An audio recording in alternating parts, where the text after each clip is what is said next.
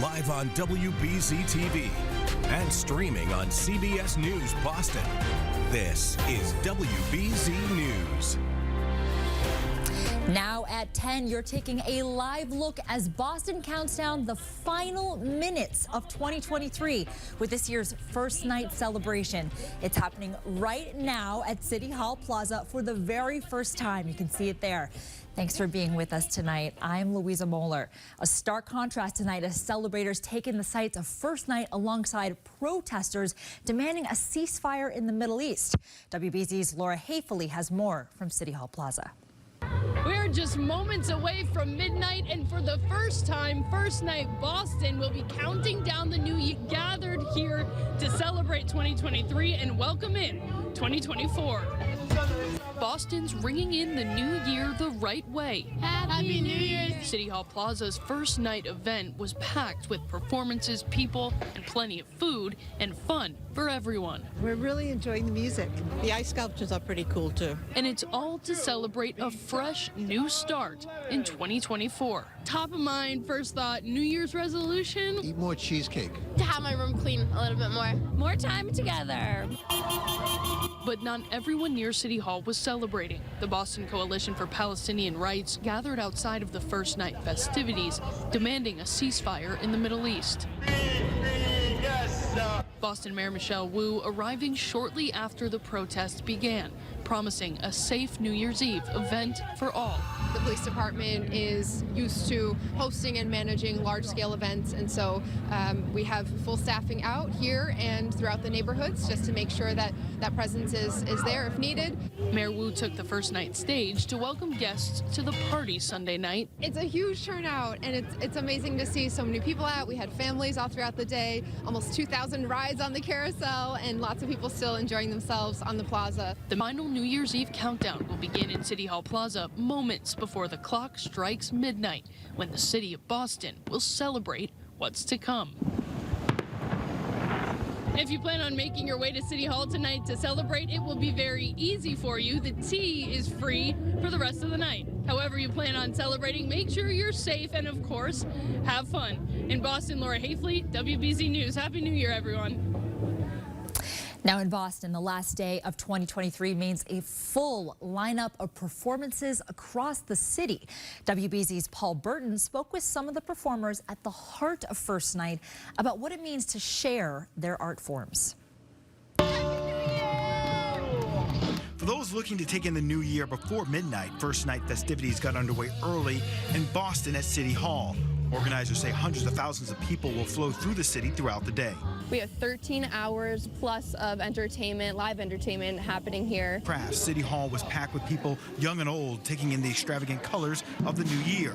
14-year-olds Michelle Liu and Helen Hu are part of Angel Dance Company, a Chinese-based dance school. They've been performing for more than 8 years, and this is their second First Night. I love being able to share the Chinese culture with everyone who comes here to see it. I hope that they walk away with this feeling of being able to understand our culture better and see how colorful, diverse, and amazing it is. Live musical performances on the big stage kept crowds warm and energized. Doug Kortler loves performing at First Night. We do Americana music, folk and rock, and what they call the live twos. I think just a sense of community and kind of, coming back and kind of, just being together. This is the 49th First Night Boston, and this is the very first time they're hosting it here at City Hall Plaza. Of course, what would First Night be without the ice sculptures? This year's theme is iconic buildings and locations. Nowhere else does First Night, New Year's Eve like Boston. Steve Rose of Ice Effects has been doing First Night since 1987. For him, it's a tradition. On Sunday, he was putting on his finishing touches. His families were enjoying the midday activities under a clear, crisp afternoon. In Boston, I'm Paul Burton, WBZ News. Those ice sculptures are pretty incredible. Now you're taking a live look at First Night festivities as the city of Boston gets ready to welcome the new year. Alyssa Andrews is here now with your next weather. And Alyssa, pretty good weather for a celebration. Not too bad. We really cannot complain because at least we're staying dry right now. Really in the short term, we don't have a whole lot of precipitation in the forecast until we get a little bit farther out. Right now we're sitting at 33 degrees on the current air temperature, so we are still doing well to be just a bit above freezing right now. And of course, temperatures have started to slow down towards the end of the week here. And as we prepare for 2024, we're going to start things off on a cooler note because this year overall, and especially December, has been a warm one for us in Boston.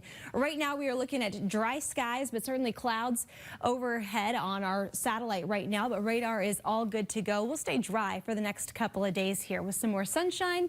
We just aren't going to heat up that much here in the days ahead. Right now, the current wind chill does sit at 26 degrees in Boston, so certainly it's a bit chilly for those out and about right now. Just a little on the cooler side, especially compared to where we've been the past couple of days. But the first day of the new year looks like a good one. We're going to see more sunshine finally. Clear recap of the 2023 weather year. Thanks so much, Alyssa. Well, the weather has been consistent. The Patriots, not so much. WBZ's Dan Roach reports from Buffalo after a messy and close loss to the Bills. Well, there was no shortage of action in this one. The Patriots' Week 17 battle with the Bills here in Buffalo. The Patriots, though, their own worst enemy. They turned the ball over 4 times in the first half, and that was pretty much the game. They fought, but they fall 27-21 to fall to 4-12 on the season. Now, the game started out with a bang for the Pats. Jalen Reagor returned the opening kickoff 98 yards. The first kickoff return for a touchdown by a Patriot since 2018. But again, turnovers were an absolute backbreaker for the Pats. They turned the ball over 4 times in the first half, 3 of them interceptions by Bailey Zappi, including this pick 6 by Rasul Douglas. Buffalo scored 20 points off Pats turnovers for the game. But the Pats didn't go down without a fight.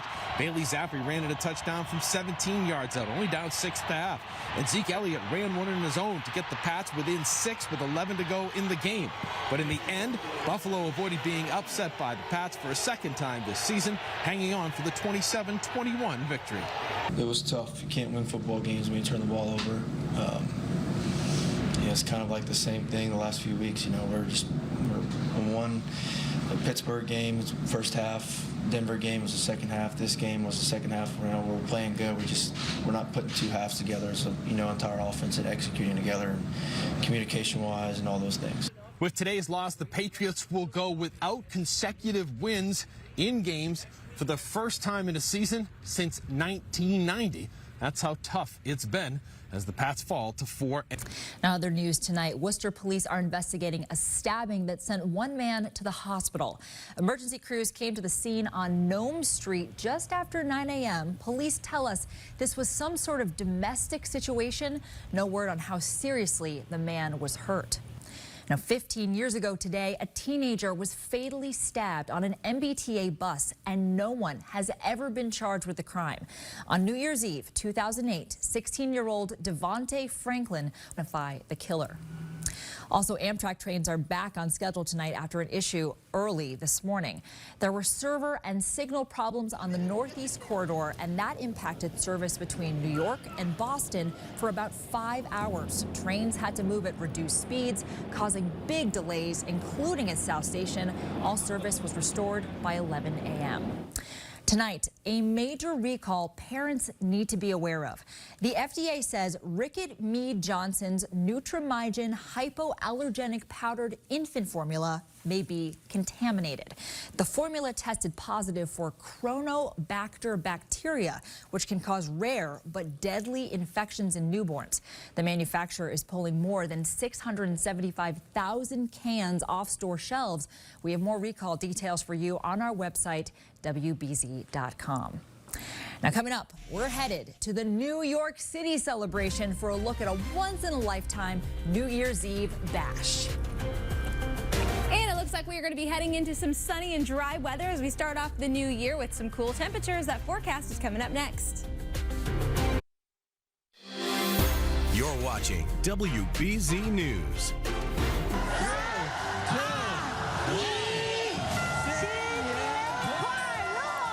Listen to that. The world is turning into 2024. You're watching the festivities in Beijing, China, as people there celebrated the new year less than 12 hours ago. Now, over in Greece, a gorgeous fireworks show in a scenic spot right above beautiful ways of welcoming us into a happy new year.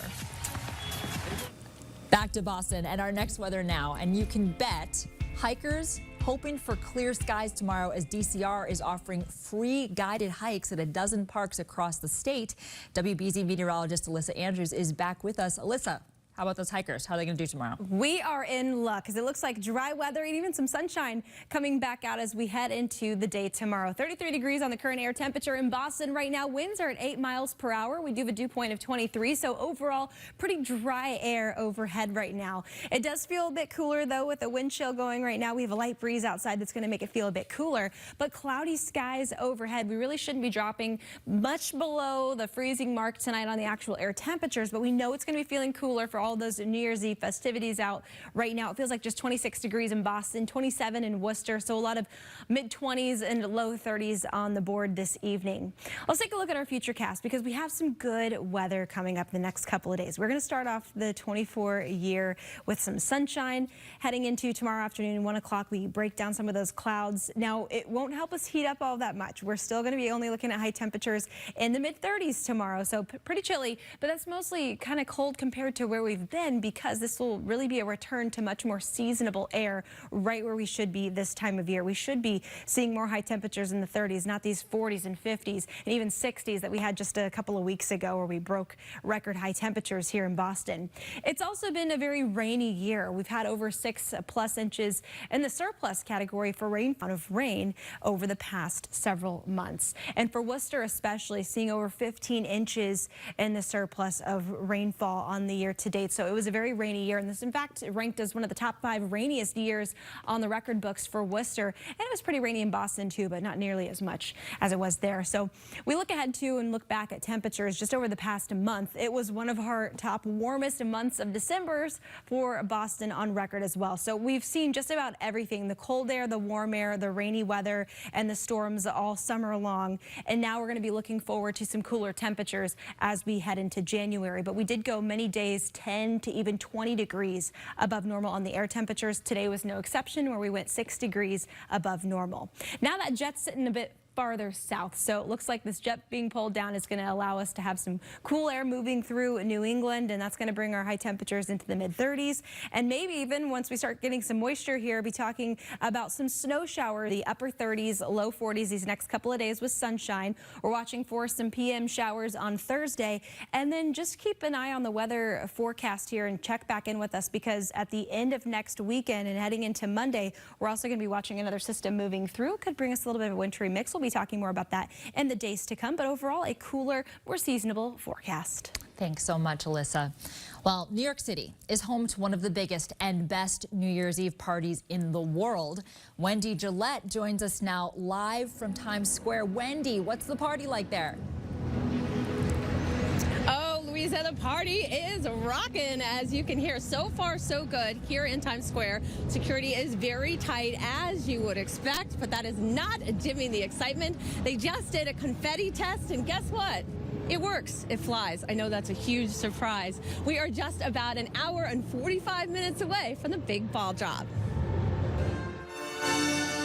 The crystal ball is now lit and raised high above Times Square, ready to drop into 2024. I'm just so excited for that magical moment. Security is tighter this year, in part because of Israel's war against Hamas. The NYPD kept a protest in support of Palestinians far away from Times Square. Here in New York City included an expanded perimeter stretching more than a mile from Central Park.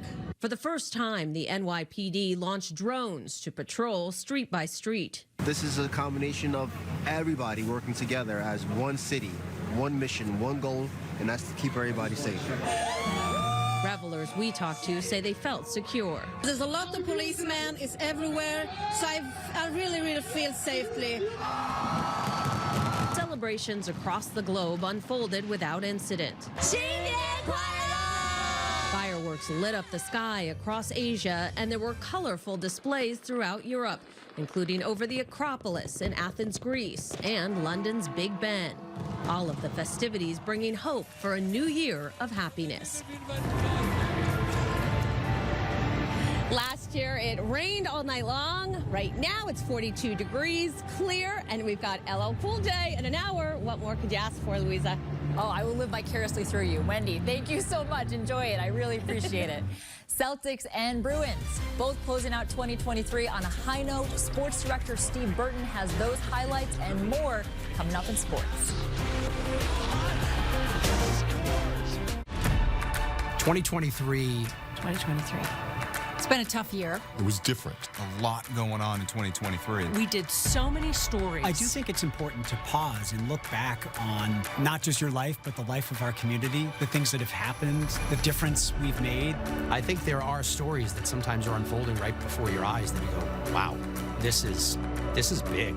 The flooding in Leominster. That was just a horrible night. I hope people there know that no one will forget them. So many small stories that are inspiring. And I think the best stories really do make you feel something. I think in 2024, I want to continue to help people learn more about the place that they live and the people.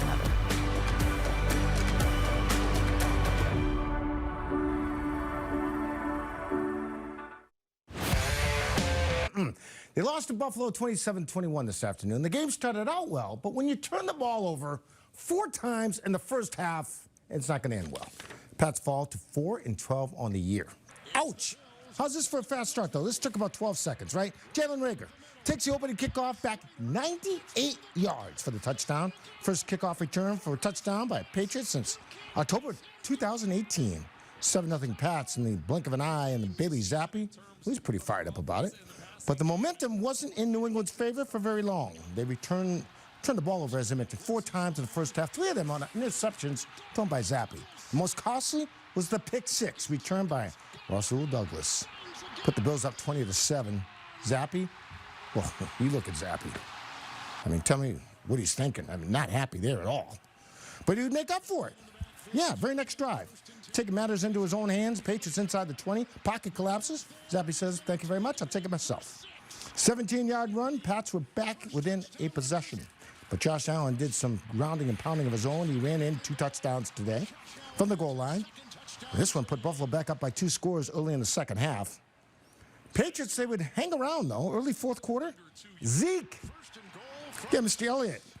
Just had 39 yards rushing, but he runs it in from 6 yards out to make it 27-21 early in the final quarter. But that was the last time New England would find the end zone. Buffalo would convert.